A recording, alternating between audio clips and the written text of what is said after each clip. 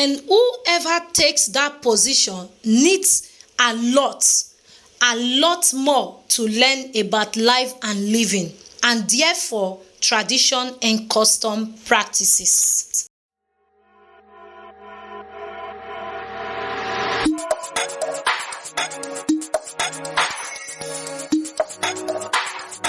Hello my beautiful people, now welcome back again to my channel. If today na the first time when you dey come, God go bless you. For na one another dey come since, so God go bless you. I greet all of una according to una time and where una dey hear me from. Una good morning, good afternoon and good evening. So my people, I don come again. I want to continue from the place when I stop for the last time.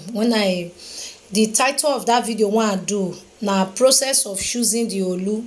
You understand? The Olu designate, how they take the choose and the process when they pass through and every other thing. So this one when I want to dey talk about now about the interview when they take interview Chief Mene. So now that one I wan continue from. I know say many of una don ask me a lot of questions wey I no fit answer. So now this one now I find come outside when I start to do since that last week, you know. So I wan continue from there. So for that interview, they ask a lot of questions. Make I not take una time. Make I just continue. He say all Juju are under the Olu. Now waiting the title am. So I go dey read. My people, una listen. If you get anything you no understand, you fit drop your question for the comment section. So make we start, my people. After the unrest that trailed the coronation of the 21st Olu of Warri, Ogiame Atuwase III, palpable calm indeed has returned to the ancient kingdom. However, expectation from sons and daughters of the kingdom and even neighbors are indeed very high, as His Majesty makes history as youngest monarch to have ascended the throne of his forefathers. In this interview, Betty Idialu speaks with Chief Mene, the Ogwolusa of Warri Kingdom, who was also a member of the Olu Advisory Council. Despite his bold profession of his Christian faith, he is an encyclopedia of Ishekiri history, culture and tradition. He bears his mind on the build-up of events leading to the coronation of the 21st Olu. If the missing crowns and other artifacts were to be found and brought back to the palace, will it take some ritual sacrifice to get them restored in their pristine state spiritually? Chief Mene answered and said, "See, its value is not lost. So it is not a question of doing something to restore the value. But those who are not supposed to have access to it and to handle it have a burden. The burden is on them. How they will divest themselves of that, only God knows." And when something that the king said at his first speech on the throne on Saturday, 21st August 2021, he said what some people had done sacrilegiously, somehow there is some good from it. Because the first 6 Olus were crowned with coral beads. But from the 17 to 20 Olus, 16 of them were crowned with silver crown. However, this opportunity has made the 21st Olu to be crowned with a golden crown. What is the symbolic significance attached to this golden crown? The symbolism of it is continued progress. They had thought that they would withhold the progress of the advancement of the Warri Kingdom, but the way things have turned out, it is a progression.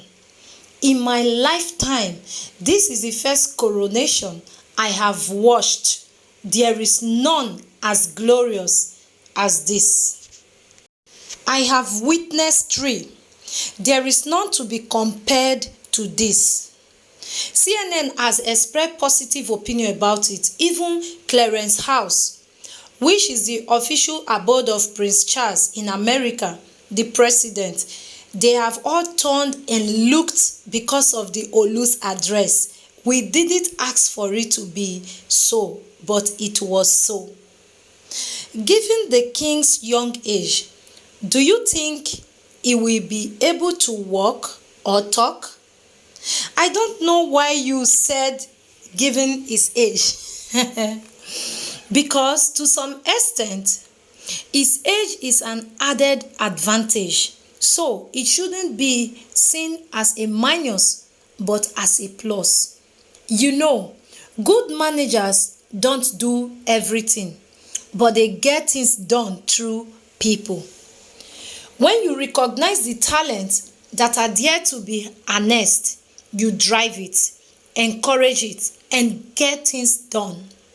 He doesn't see himself as a lone ranger. He sees himself as being in the midst of talents that are available, and he also sees the opportunity which are down and are around us. He sees the capacity that can be harnessed to bring together so that good can come out of it. That is what it takes. When Chief Mene was asked about this particular question, the question goes like this. There are criticism against the maiden speech of the Olu, particularly his worship song, which he rendered on an African traditional religious tune. What is your take on this? So this is how he answered it. I think that whoever takes that position needs a lot more to learn about life and living, and therefore tradition and custom practices. That is why I said so. There is someone who has said years ago that because God created man in his image, there is something of God that is in everybody. And of course, I recognize that from the Bible as well. That is why some of his practices you can see resemble that of God and godliness in it. It is also in his culture. But because since from Adam and Eve, man has fallen into sin, disobedience against God, there are also other things that come into man in the sense of value that are ungodly. So you have a mixture of this. Take any human group anywhere, and this is what you will find also.